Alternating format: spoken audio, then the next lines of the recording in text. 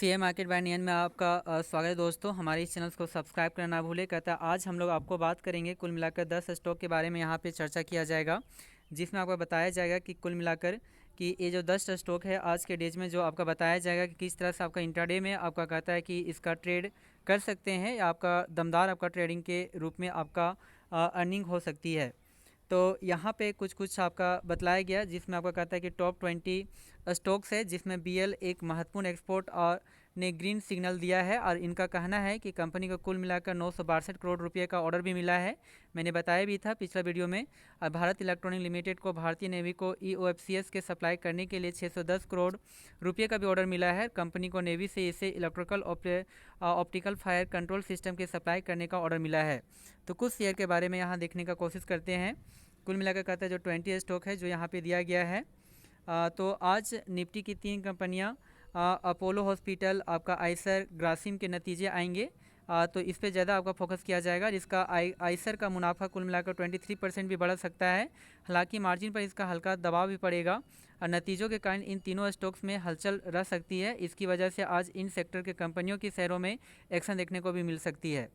तो कॉमन सी बात इसका आपका कहता है कि रिजल्ट आएगा तो इस पर आपका कहता है कि और इस सेक्टर में जो भी होंगे इस पर आने की हलचल आपका देखने को मिल सकती है।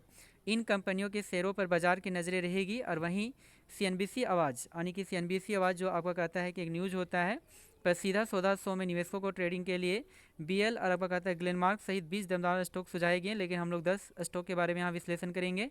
इनमें से समझ और विश्लेषण के निवेश करके अच्छी तरह से कमाई कर सकते हैं।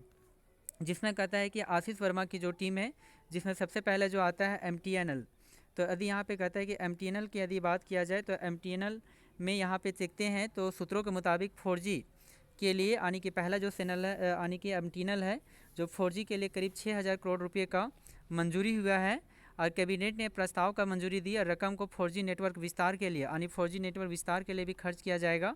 और करीब 1 लाख 4G साइट के लिए योजना भी है। सूत्रों का यह भी कहना है कि योजना पूरी करने में करीब 6000 करोड़ रुपये की और ज़रूरत लगेगी, यानी कि 6000 की इसमें आवश्यकता पड़ सकता है एमटीएनएल में। तो वित्त मंत्रालय ने सरकारी बैंकों का प्रस्ताव ठुकराया है और वित्त मंत्रालय ने एमटीएनएल को दिवालिया घोषित करने से भी रोक दिया, यानी कि सबसे बड़ी बात है इसको दिवालिया करने से भी आपका रोक दिया है। और एमटीएनएल पर सरकारी बैंकों का 8140 करोड़ रुपये का लोन है। सोच सकते हैं कि इसमें सरकारी बैंक का लोन 8140 करोड़ के 40 करोड़ के आसपास में लोन दिखता है। और एमटीएनएल के लोन पर सरकार की गारंटी है और सरकार ने इसको गारंटी दे दिया। सरकार ने 16000 करोड़ के लैंड मोनेटाइजेशन को मंजूरी दी है, तो जिसके कारण से इसमें आपका कहता है कि तेज़ी आपको देखने को मिल सकती है। तो एमटीएनएल में ये है आपका।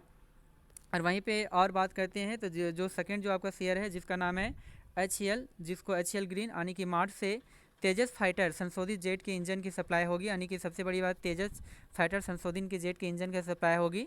अमेरिकी कंपनी जनरल इलेक्ट्रॉनिक ने डिलीवरी का भी वादा किया है, इस कारण से इसमें भी आज हलचल देखने को मिलेगी। और तीसरा है जो आपका BHEL के नाम से जानते हैं, आपका कहते हैं Maharashtra state power generation company ने 8,000 करोड़ का भी ऑर्डर मिला है, यानी कि सबसे बड़ी बात इसमें 8,000 करोड़ का ऑर्डर मिला। और कंपनी को BF 800 HVDC प्रोजेक्ट के लिए भी LOL मिला है। राजस्थान पावर ट्रांसमिशन लिमिटेड से भी LOL मिला है, जिसके कारण से इसमें भी आपका कहता है कि उतार चढ़ाव आपको देखने को मिल सकती है। तो BHEL आपका कहता है तीसरा शेयर है।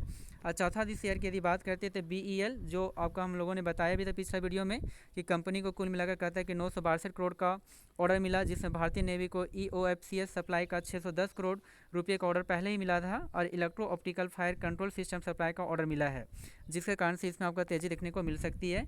वहीं पे इरकॉन इंटरनेशनल में भी आपको कहता है कि देखने को मिल सकती है, जिसमें आपका रेलवे से 194.45 करोड़ का ऑर्डर मिला है और जेबी को मणिपुर में 531.9 करोड़ रुपये का भी EFCS कॉन्ट्रैक्ट मिला है, जिसके कारण से इसमें भी आपका तेज़ी देखने को मिल सकती है।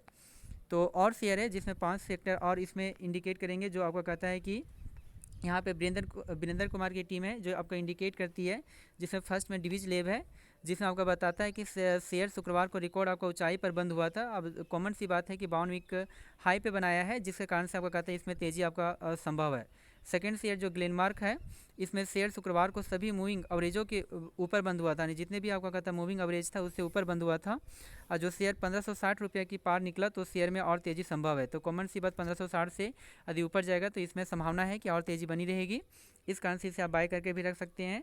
थर्ड में जो शेयर है जिसका नाम है ग्रेनुलेस, नाम है ग्रीन के नाम से जानते हैं, शेयर शुक्रवार को सभी मूविंग एवरेजों को ऊपर बंद हो गया, यानी कि सभी से ऊपर बंद हुआ, जिसके कारण से कहता है कि इसमें भी आपका संभावना है कि आगे बढ़ सकती है।